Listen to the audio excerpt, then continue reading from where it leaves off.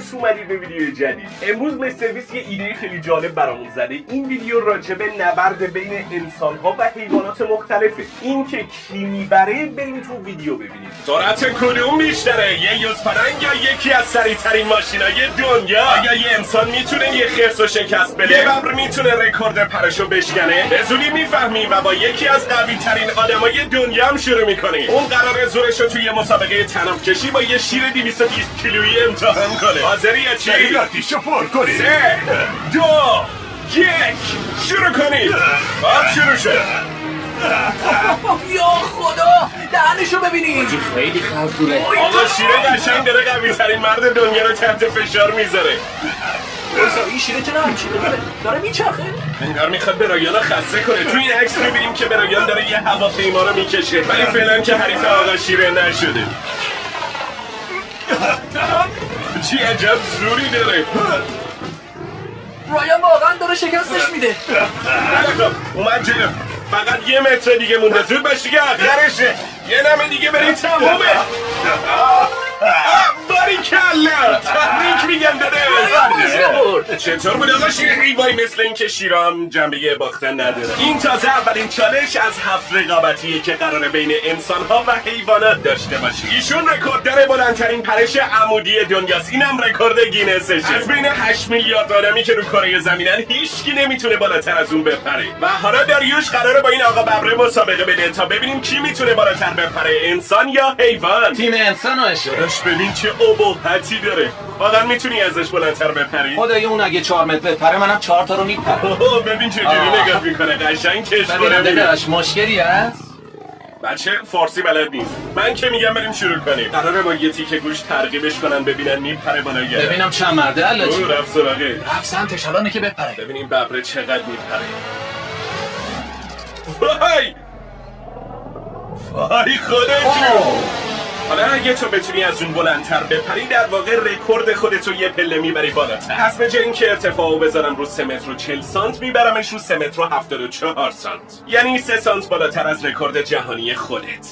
اگه دستش به این تابلو برسه نه تنها روی ببره رو کم کرده بلکه یه رکورد جهانی دیگه ثبت میکنه. گمونم از پسش بر بیام. جدی؟ چرا که نه؟ راستشو بخواین فکر نکنه. بچه‌ها تو کوچه داریوش خالیبند صدا میزنن.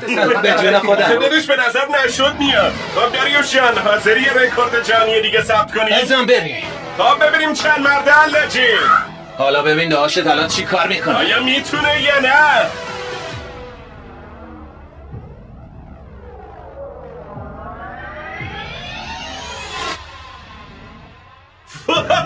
خدا رکوردش شکون. خیلی خفنی تو بابا. ببین جان نظر شما چیه؟ شما الان از هر کسی تو تاریخ بلندتر پریدی. چرا اینقدر ریلکسی؟ حس میکنم از این بالاترم میتونم بپرم. با تو دیگه کی هستی؟ آره، الان خدا رکورد می‌تونم. جهان شکونی بعد میگی بیشترم میتونستم بپرم. راست میگه بابا یکم متواضع باش. آدم باش، خاکی باش. مثل ما ایرانی‌ها که همیشه به خاک سیاه نشسته. اشکال نداره دور همین لاغل خوش میگذره. رکورد جهان شکونی بعد میگی بیشترم میتونستم بپرم. برایان یه شیر رو شکست داد، داریوش هم یه ببر رو. حیونا دارن عقب میافتن.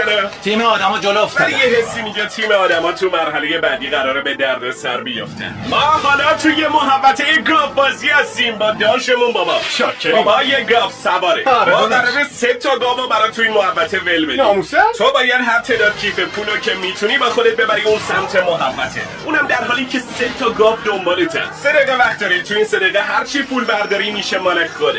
بزن بریم عشقها. موفق باشی گاوا رو ول بدید. رفقمون تشریف آوردن. داداش جون مادرت نمیگی. یا خدا اینو خیلی چی گاوه. به محض این که از در رفتن بیرون رفتن سراغش.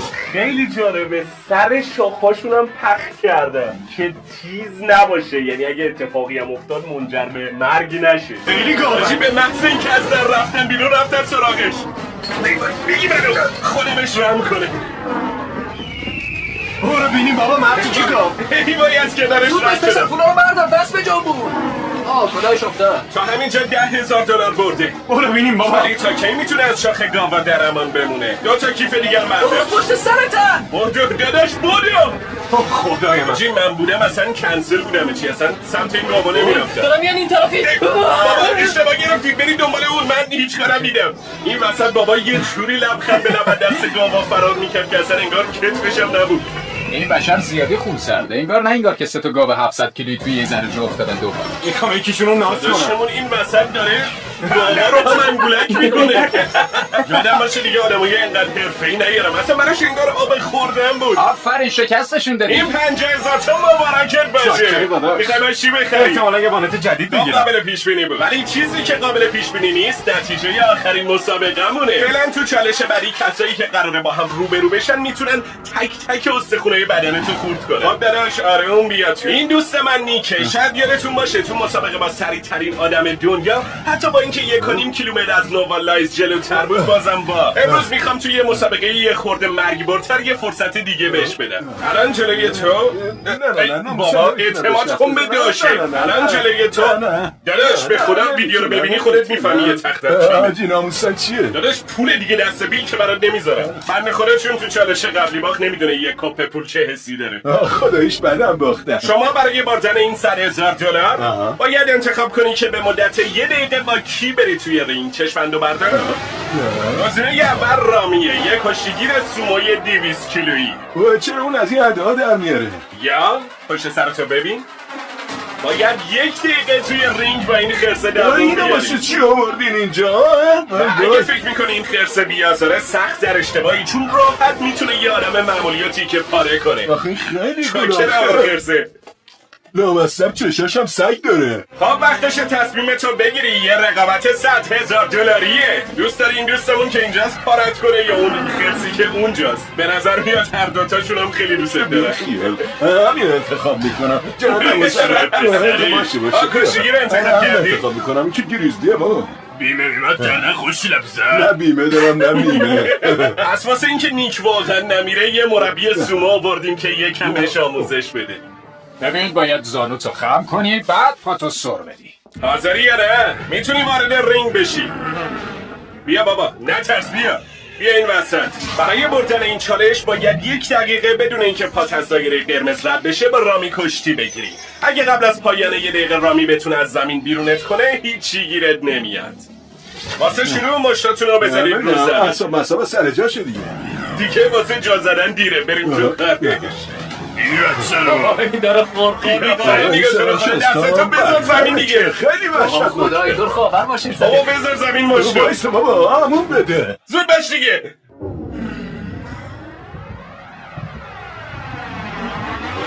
شروع کجا میری کارو نکن. زمان داره میگذره. بزن شتکش کن. از من دفاع کن بابا. کمربندشو بگیر.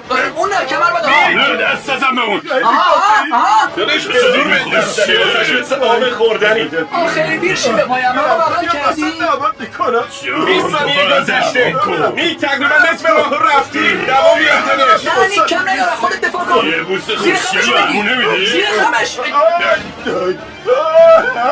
بابا نترس که با پوشاک تو عوض کنم. یک ثانیه پولو بردیم. خودش رو تو دستشون 5 ثانیه مونده. 3 2 1 خوبی داداش. داداش تو دم آخری خودت دستتو بردی بیرون و بازوندی خودتو. چه این داداش اون ماشاءالله واسه خودش حیوانیه. تو قبلا به سریع ترین آدم دنیا باختی و حالا هم به بهترین کشتیگیر سوموی دنیا باختی. یکم دلم برات میسوزه. بنابراین من $10,000 رو میدم به این دوستمون که برنده شد. کلا جیمی رفیقمون رو فقط برای باختن میاره. تو چالشا که قشنگ معلومه از پسشون بر نمیاد. راستی این چالش قبلی که بهش اشاره شد و تو این ویدیو داشت. اگه ندیدید برید ببینید. نیمار هم توش هست. یکم دلم برات میسوزه. بنابراین من $10,000 رو میدم به این دوستمون که برنده شد. وقتی که زیقی زنگ آخر بیرون بایستا کارت دارم. بریم سراغ چالشی که به نظرم بزرگترین چالش این ویدیو و تازه دوست کمدینمون ترور والس رو هم دعوت کردم بیاد. ترور چشمندتو بردار. احیانا این وسط یه جای کار نمیلنگه. این فیلی که اینجاست میتونه نقاشی‌های خیلی قشنگی بکشه و تو چالش بعدی ما قراره مسابقه یه نقاشی بدیم. شما نفری 10 دقیقه وقت دارید که هر چی خواستید بکشید. هر کی نقاشی بهتری بکشه شاهکار هنریش میره توی موزه هنر واقعی. ایشالله که بهترین فیل ببره. داداش علف نزن قبل کار. یه فیل بخرید قشنگ کمراتو رو کوتاه میکنه. وای زد پس کلم. رفت سراغ رنگا دلش یه لحظه سب زیادی ذوق داره. تا برو اونور میخواد شروع کنه 3 2 1 شروع کنید. این اولین بار تو تاریخ کانالمونه که یه فیل داره برامون نقاشی میکشه. واسه همین فعلا نقاشی رو نشونتون نمیدیم. جیمی میخوای برای چی بکشم؟ یه مدرسه گنده. حل داداش. خب اول با یه رنگ زرد تو دلبرو شروع میکنی. من این رنگ رو انتخاب کردی. داداش مدرسه ها چه رنگی هم؟ آب رفت تو کارش و درما انده. من بهش انگیزه بدم. بیا پرتقال بخور. چطوری هست به فیل غذا میدید بعد به من هیچی نمیدید؟ لااقل یه ساق طلایی شکولی چیزی. خودمونم نگه دار. حالا اینقدر حرف نزن نقاشی تو بکن. اینم بخور. ایشالله که تو شکلات نداره من آلرژی دارم. ببر 5 دقیقه دیگه بیشتر نمونده. باشه حله میشه اون کالای باب راسیمو بیاری؟ باب فلاس در خدمت شما. داداش داری عقب میافتی بیا اینو بگیر برو تو کارت. آفرین چه دختری. چقدر وقت دارم؟ کم 4 دقیقه دیگه. راست جان وقتت داره تموم میشه تا اینجاش هم که فقط یه لکه زرد کشیدی. نه داداش برات بنز جیواگون کشیدم. خدایی حال زود باش دیگه کردی. اونو رنگ کن منو رنگ نکن اونجا. وای جادش مونده. باید یه خورشید قشنگم بکش. باشه پس زردو بفرما یه اثر هنری. 2 دقیقه دیگه بیشتر نمونده. زود باش ببینم چی کار میکنی. انگار فیلمون امروز روی مود نیست. اوف گند زدم. به هنر تیما خیلی سرشون قرار بود آجر باشن نه پنجره. خب یکم کمکش کنم وقت داره تموم میشه. انگار آتش نشانم بازی تهران شلنگی. هستم 5 سال از تهران. خیلی زایی است به یک فیل ببازی ها. مگه اینجا سر قبرم انقدر برکاری اینم کردی؟ امضاییه که همیشه آخر نقاشیاش میزنه. 3 اصلا همینجوری بباش. 2 وای تر زدم شاکارم خراب شد. 1 زمان تمام شد. بریم سراغ نتیجه این مسابقه. باید بگم که در ادامه یه یوز پلنگ واقعی قراره با یکی از سریع‌ترین ماشینای دنیا مسابقه بده.